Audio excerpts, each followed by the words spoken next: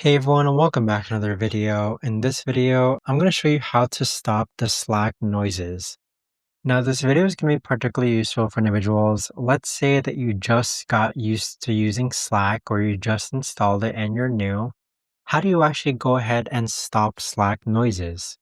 Now, this video is going to be short, sweet, and simple, guys. There's not going to be a lot of steps involved. Now, in order to do this, what you're first going to do is log on to Slack on your phone.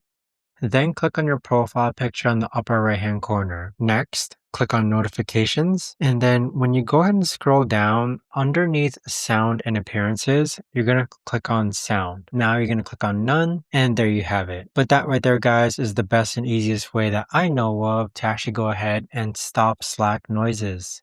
If you guys know of a better or easier way to actually do this, let me know in the comments down below. I would love to know. Thanks so much for watching everyone, and I'll see you guys all in the next video.